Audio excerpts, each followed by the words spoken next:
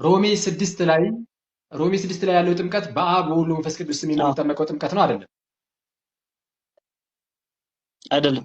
ምንድነው ነው ወይስ አይደለም? ስለ አዋልከኝ በሰላም አይደለም አይደለም እሺ፣ አልኩህ። አዲስ መደበኛ ትርጉም አልሰማም። ሮሜ 6 ላይ ህዳጉ ላይ የውሃ ጥምቀት እንደሆነ አንስቶ በማስረዳት ለድህነት አይሆንም ይላል።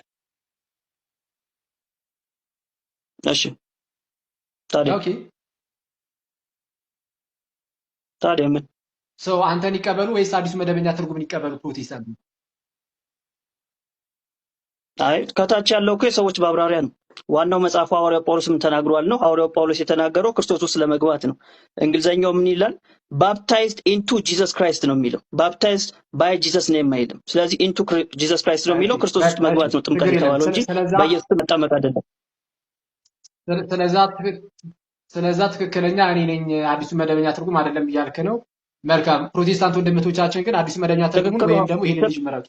ምሉ ህይወት ደግሞ የሚባል መጽሐፍ ቅዱስ ስትማለ ምሉ ህይወትም ሮሜ 6 ከታች ማብራሪያው ላይ ይህንኑ የውሃ ጥምቀትን እንዳለ የውሃ ጥምቀት እንደሆነ ያስረዳል። ምሉ ህይወት አሁንስ ምሉ ህይወት የመጽሐፍ ቅዱስ ስትማቸውን ይቀበሉ ወይስ አንተን ይቀበሉ? ይሄኛው ደግሞ የውሃ ጥምቀት ነው አይልም አንድምታው።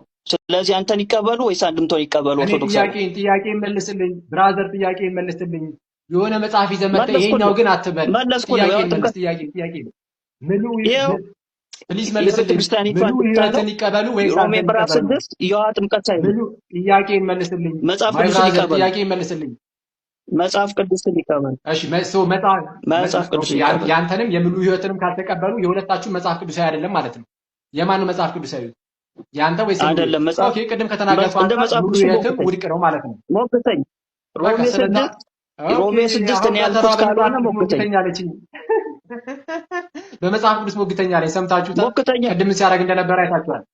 እሺ ፕሮቴስታንት ወንድም እህቶቼ ሙሉ ህይወት መጽሐፍ ቅዱስ ስትማችሁ ትቀበላላችሁ ወይስ ይሄንን የቲክቶክ ልጅ?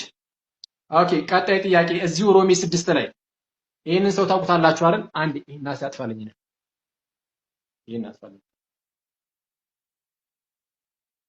ኦኬ ዶክተር ተስፋዬ ሮበሌ ኦኬ አብራለሁ። ዶክተር ተስፋዬ ሮበሌ ደግሞ ጥምቀት ለድህነት ያስፈልጋልን በሚል ጽሑፋቸው ላይ ስለ ውሃ ጥምቀት እንደዚህ ይናገራሉ።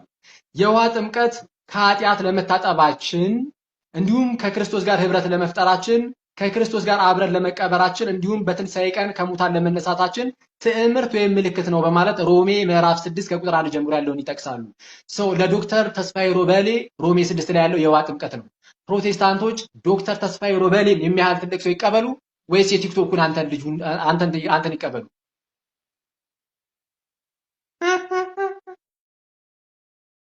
ጥምቀት ለድህነት አያስፈልግም የሚል ትምህርት በመጽሐፍ ቅዱስ ድራሹም የለም። ያው እንዳያችሁት ነው። ኦኬ የውሃ ጥምቀትን አይመለከትም ውሃን አይመለከትም የሚላቸው ጥቅሶችን እያነሳን ስናመለክት በአዲስ መደበኛ ትርጉም ስናሳይ የሱ ውድቅ፣ በሙሉ ህይወት መጽሐፍ ቅዱስ ስትማቸው በራሳቸው ፕሮቴስታንቶች የመጽሐፍ ቅዱስ ስትም ስናሳይ የሱ ውድቅ፣ ዶክተር ተስፋዬ ሮበሌን አምጥተን ስናሳይ በሳቸው ውድቅ። ፕሮቴስታንቶች ባይዘው አሁን ጥሩ አማራጭ አቅርቤላችኋል። አዲስ መደበኛ ትርጉምን ወይስ ዲስ ዱድ፣ ሙሉ ህይወት መጽሐፍ ቅዱስ ስትማችሁን ወይስ ብሮን፣ ዶክተር ተስፋዬ ሮበሌን ወይስ ይህንን ሰው? ማንንም የምትቀበሉት? የትኛው ሰው ነው መጽሐፍ ቅዱስን የተረዳው በስነ ስርዓት? ይህንን ወንድማችንን ለማንኛውም ግን አዲስ መደበኛ ትርጉምን አስጥለነዋል። ሙሉ ህይወት መጽሐፍ ቅዱስ ስትሙን አስጥለነዋል። መምህሩን ዶክተር ተስፋዬ ሮበሌን አስጥለነዋል። ያው ከዛ አንጻር አትሊስት ከተነሳው እንትን አንጻር ባይዜ እንሂድ ብል ዳንኤል የሚባል ልጅ አለ ከዚህ ልጅ ጋር አብሮ የሚውል ዳንኤል ማለት ብቻ ዳንኤል የሚባል ልጅ ታውቁታላችሁ፣ ያቀዩ ልጅ ማለት ነው። እሱ ታስታውሳላችሁ ሮሜ ምዕራፍ 6 ላይ ከኔ ጋር መጥቶ ተወያይቶ ነበረ። ሲወያይ የውሃ ጥምቀት ነው ግን አያድንም ብሎ ነበር የተወያየው እና ጓደኛውንም ላስጥለው ነበር ቪዲዮ አሳይቼ፣ ግን ቢያንስ እንደው ጓደኛውን እንኳን ልተውለት ይሄ ልጅ ብቻውን እንደው ይከብዳል ኦኬ ብዬ አስቤ ጓደኛህን ትቼ ይልሃለሁ። ከሌላው ሁሉ ጋር ትጣረሳለህ። ሮሜ 6 ክሊርሊ በአብ በወልድ በመንፈስ ቅዱስ ስም የምንጠመቀው ጥምቀት እንደሆነ ግልጽ ነው። አንተ ብቻ አለ ተለይተህ አይደለም ያለው። ዮሐንስ ወንጌል ምዕራፍ 3 ቁጥር 5ን ከጥንት ጀምሮ ሁሉም ይስማማበታል፣ አንተ አትስማማበትም። የቱን ጥምቀት እንደሚያመለክት የቅዱስ አትናቴዎስን አንስቼ ጠየቅኩ። የቅዱስ አትናቴዎስን ትምህርት አትቀበልም። እና አትናቴዎስን ምንድነው ቀዳማዊ አትናቴዎስ ብለን ነው ልንጠራ የሚገባው በነገራችን ላይ። ምክንያቱም አንድ ኤርሚያስ የሚባል ጓደኛ አለው ቀለሜ እየተባለ የሚጠራ የሆነ ወቅት ላይ ዳግማዊ አትናቴዎስ ብሎ ጠርቶታል። አሁን ይሄን ልጅ በግልጣ ዳግማዊ አትናቴዎስ የአትናቴዎስን ትምህርት ሳይቀበል ዳግማዊ አትናቴዎስ ውይይቱ ላይም ብየዋለሁ። አሁን ዳግማዊ አትናቴዎስን እና አፋፍስልን ባይሆን ለማንኛውም ጥምቀት እንደሚያድን መጽሐፍ ቅዱስ ክሊር ነው ጋይስ። ኦኬ አሁን ወደ ሲሪየሱ ጉዳይ ልመለስላችሁና ይህን መጽሐፍ ቅዱስ ስታነቡት ከእግዚአብሔር የተላከ ደብዳቤ እንደሆነ አድርጋችሁ አንብቡ ፕሊዝ። ፕሮቴስታንት ወንድመቶቼ ለእናንተ ነው። እንደነዚህ አይነት ልጆች ብድግ ይሉና አሁን የራሱን ሀሳብ አሁን ልጅ ነገራችሁ አሳይቻችኋለሁ። ከራሳችሁ ትልልቅ ከምትሏቸው መጽሐፍቶቻችሁ መምህራኖቻችሁ ጋር ሳይቀር እንዴት እንደሚላተም ሰው መጽሐፉን አንብቡት፣ በቃ ተቀበሉት፣ አለቀ። ያመነ የተጠመቀ ይድናል ካለ አሜን። በጣም ሲምፕል እኮ ነው። በጌታ በአብ በወልድ በመንፈስ ቅዱስም እያጠመቃችሁ ደቀ መዛሙርቴ አድርጓቸዋል። ሰው የጌታ ደቀ መዝሙር የሚሆነው በአብ በወልድ በመንፈስ ቅዱስም ተጠምቆ ነው እያለ ነው። የጌታ ደቀ መዝሙር መሆን ማለት ደግሞ የጌታ መሆን እንደማለት ነው። ኦኬ የጌታ መሆን እንደማለት ነው። ስለዚህም ሰው የጌታ የሚሆነው በጥምቀት በኩል እንደሆነ ግልጽ ነው እና ይሄ በታሪክ ውስጥም በመጽሐፍ ቅዱስም የታመነውን ትምህርት ይዛችሁ ወደ እውነተኛው ነገር ታመሩ ዘንድ ምንድነው ምክሬ ነው። ሮሜ 6 ላይ በጣም ግልጽ የሆነ ምንድነው የጥምቀትን ቴዎሎጂ በግልጽ በሆነ መልኩ ታገኙታላችሁ። ዛሬ ላይ ማን ነው የሚፈርደው? ዛሬ ላይ ማን ነው የሚፈርደው? በትክክል በኢየሱስ ክርስቶስ ካላመንክ ይፈረድባል። በቃ ይሄ ነው፣ ሌላ ነገር የለም። ዛሬ ያልጠየቁን አትመልስ። ዛሬ ላይ በሰማያት ፈራጁ ማን ነው ነው የጠየቁት ጥያቄ ማለት ነው። ዛሬ ላይ ይፈርድባል አይፈርድብም አላልኩም። ዛሬ ላይ በሰማያት ፈራጁ ማን ነው? የኔ ጥያቄ ይሄ ነገርኩህ እኮ። ፍርድ የሚባለው በኢየሱስ ክርስቶስ ስታምንና ሳታምን ነው። ስለዚህ እሱ ነው ፍርድ የሚባለው። እሺ፣ ስለዚህ በሰማያት ፈራጅ የለም ማለት ነው። ያው ያንተ እምነት እንጂ የሚፈርድብን የሚያስፈርድብህ በሰማያት ፈራጅ የለም። የምህረት ዘመን ነው፣ የጸጋ ዘመን ነው። ስለዚህ በሰማያት ፈራጅ የለም። ስለዚህ በሰማያት ፈራጅ የለም። ማን ላይ ነው የሚፈርደው? ማን ላይ ነው የሚፈርደው? ስለዚህ በሰማያት ፈራጅ የለም እያልከኝ ነው። ስለዚህ በሰማያት ፈራጅ የለም እያልከኝ ነው። የምጠይቀኝ ማለት ሳትጠይቀኝ ወንድም የኔ ጥያቄ ሰዓት ነው። ስለዚህ በሰማያት ፈራጅ የለም እያልከኝ ነው። እየጠየቀኝ ነበር። ቆየኝ ሰማኝ። ወንጌልን ያመነ ከፍርድ ነፃ ይወጣል። ወንጌልን ያላመነ አሁን ይፈረድበታል። አለቀ። ስለዚህ በሰማያት ፈራጅ የለም እያልከኝ ነው። ፈራጅ የለም ማለት ነው። በሰማያት የሚፈርድ የለም። መልሼልኝ። እሺ መልካም። ሌላኛው ጥያቄ ያው የጥያቄ መልስ ሰምታችኋል። እኔ ያልኩት ያኔ መለሰልኝ መልስ ማለት ነው። ሌላኛው ጥያቄ የኔ ጥያቄ ሰዓት ነው። ያንተን ጥያቄ አልመልስም። ሌላኛው ጥያቄ ኢየሱስ ክርስቶስ አሁንም እየለመነ ነው ማለት እንችላለን? እየለመነው ማለት በቃል ነው ማለትም ያው በቃል ነው እያልከኝ ያለው? በምንም ይሁን በአንተ በፈለከው ውሰደው። በሌላ ነገርም ልመና ካለ ማለት ነው። ኢየሱስ ክርስቶስ አሁን እየማለደ ነው ያልኩ ያለሁት። እየማለደ ነው ማለት እሺ፣ በምን መልኩ ነው የሚያማልደው ኢየሱስ ክርስቶስ? ዛሬ በሰማያት በምን መልኩ ነው የሚያማልደው? በመታየት አገልግሎት፣ በጥምቅና አገልግሎት፣ በሊቀ ካህናት አገልግሎት። መታየት ምን ማለት ነው? እንደዚህ ማየት እግዚአብሔር አንተን ይቅር የሚልህ መታየት ማለት እግዚአብሔር አንተን የሚቀር የሚልህ በኢየሱስ ክርስቶስ በኩል ነው። መታየት ማለት እሱ ነው። ሊቀ ካህኑ ነው ስለኔ የሚታየው። ኢየሱስን እንደዚህ እያየው ከዛ አንተን ይቅር ይላል ማለት ነው። ኢየሱስ ክርስቶስ ስለአንተ ኃጢአት አይታይልህም ይላል እኮ መጽሐፍ ቅዱስ። ስለአንተ ኃጢአት አይታይልህም ዛሬ ላይ በኢየሱስ ክርስቶስ በሰማያት ያለ ኃጢአት ነው ዳግም ለሚጠባበቁ ሰዎች የሚታየው ይላል ዕብራውያን ምዕራፍ 9። እሱ እኮ ኢየሱስ ለተሸከመው ኃጢአት ነው የሚያወራው። እንዴት ነው ያደባለከው እንዴ? በትክክል ኢየሱስ ክርስቶስ ለተሸከመው ኃጢአት በኃጢአት የታየው መቼ ነው? ኢየሱስ ክርስቶስ እኮ በኃጢአት የታየው መቼ ነው? መስቀል ላይ እኮ ነው። በኃጢአት የታየው መቼ ነው? መስቀል ላይ ነው በኃጢአት የታየው። በመስቀል ላይ ነው።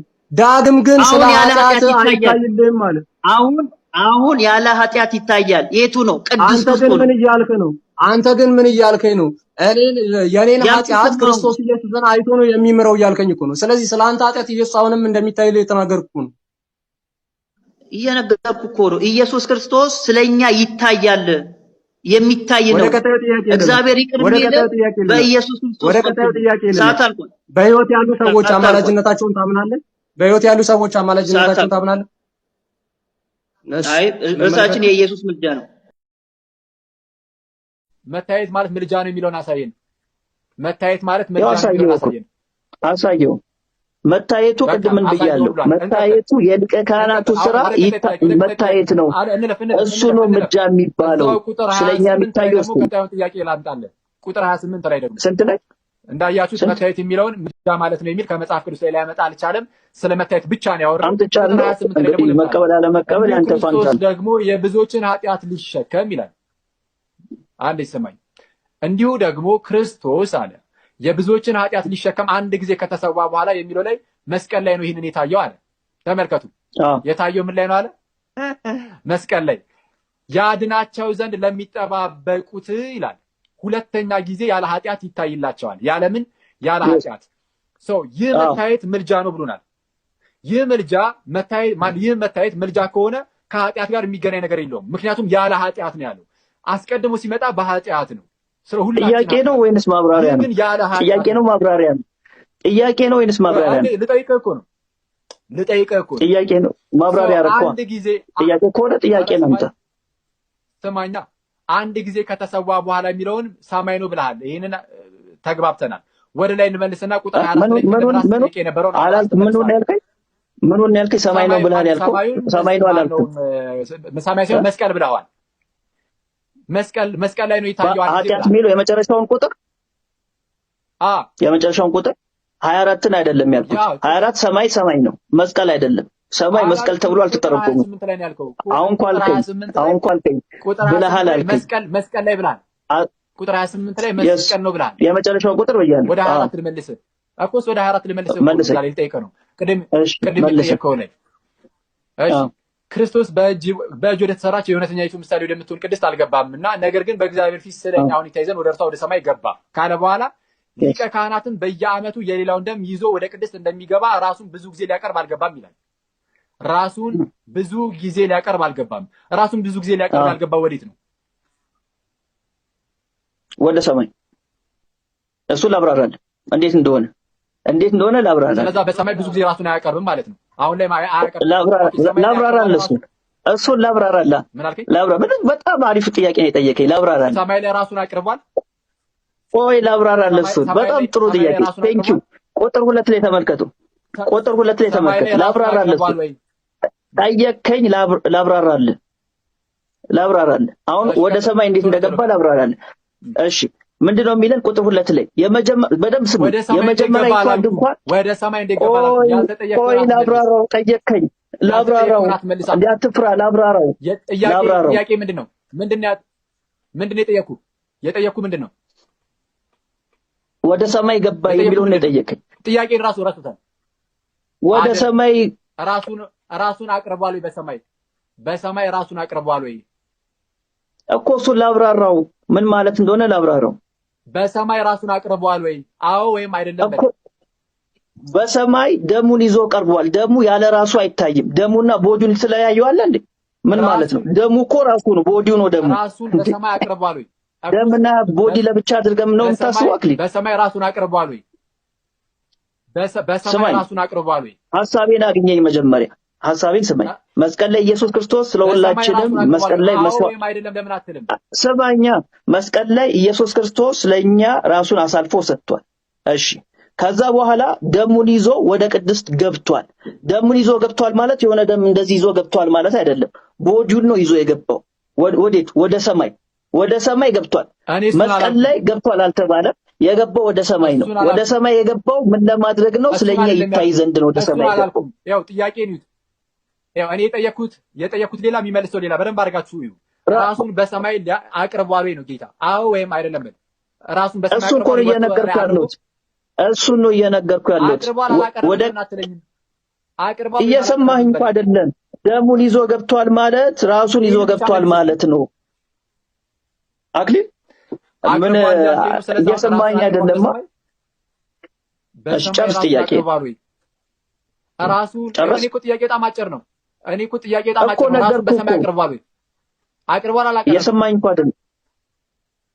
አቅርቧል አላቀረበም? በሰማይ ራሱን ነገርኩህ። ወደ ሰማይ ደም ይዞ ገብቷል። ደም ይዞ ገብቷል ማለት ራሱን ይዞ ገብቷል ማለት ነው። መልስ የለህም ብሩ።